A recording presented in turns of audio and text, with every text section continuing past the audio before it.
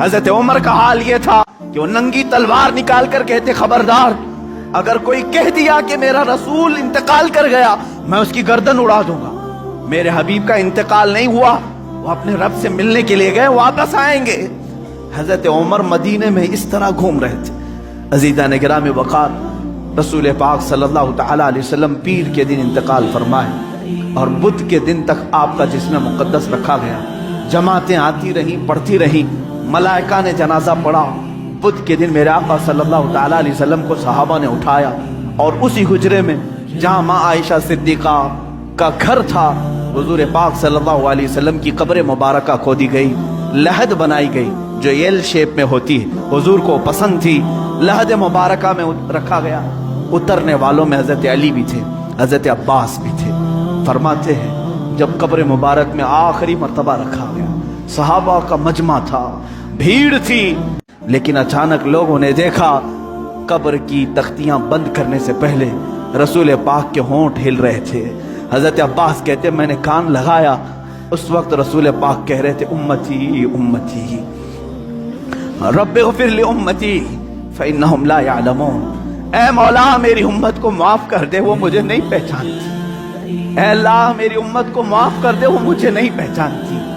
یا آخری جملے قبر انور میں رکھنے کے بعد رسول پاک کے اے امتیوں، کیا ہم نے رسول پاک کا حق ادا کیا؟ کیا ہم نے ان کو سال میں ایک مرتبہ یاد کر کے یہ سوچا کہ ان کو کہ رات کے کھڑی ہوئی عبادتوں کا ہم نے صلہ دے دیا؟ کبھی نہیں ہو سکے گا، کبھی نہیں ہو سکے گا۔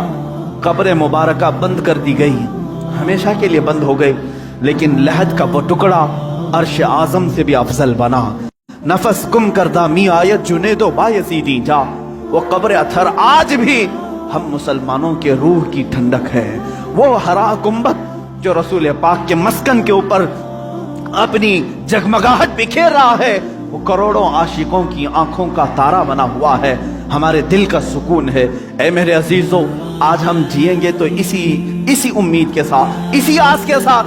میرے آقا نے آخری وقت یہ بھی فرمایا تھا جو جس سے محبت کرے گا دنیا میں، قیامت کے دن اسی کے ساتھ اٹھایا جائے گا۔ اگر تم آج اپنے نبی پر جان و مال، اپنے ماں باپ فدا کرنے کی بات کرتے ہو، خوف نہ کرو، کل ہم اٹھائے جائیں گے تو ہمارے آقا کے ساتھ اٹھائے جائیں گے، ہمارے رسول کے ساتھ اٹھائے جائیں گے۔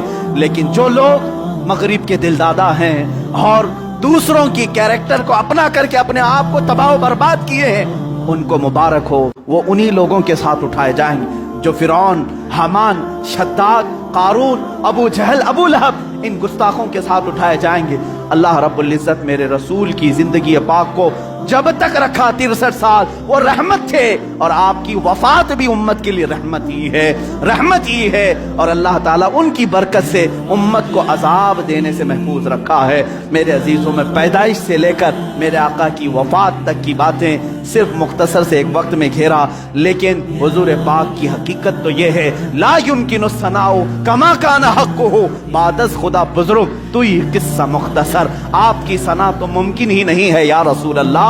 حاصل کلام یہ ہے، خدا کے بعد اگر کوئی مرتبہ ہے آقا وہ آپ کا مرتبہ ہے یا رسول اللہ۔ آپ کے دربار میں میں یہ آخری الفاظ یہ کہتا ہوں، آج کی میلاد کے دن سرور کہوں کہ مالک و مولا کہوں تجھے، باغ خلیل کا گل زیبا کہوں تجھے، اللہ رے تیرے جسم منور کی تابشیں، اے جانے جاں میں جانے تجلا کہوں تجھے یا رسول اللہ۔ تیرے تو بس عیب تناہی سے ہیں بری، حیران ہوں میرے شاہ میں کیا کیا کہوں تجھے، لیکن رضا نے ختم سخن اس پہ کر دیا، خالق کا بندہ خلق کا آقا کہوں تجھے یا رسول اللہ۔ اس فخر کے ساتھ میں جیتا ہوں، حشر تک ڈالیں گے ہم پیدائش مولا کی دھو، مثل فارس نجد کے قلعے گراتے جائیں گے، خاک ہو جائیں عدو، خاک ہو جائیں دشمن جل کر، مگر ہم تو رضا دم میں جب تک دم ہے ذکر ان کا سناتے جائیں گے۔ وآخر دعوانا الحمدللہ رب العالمین۔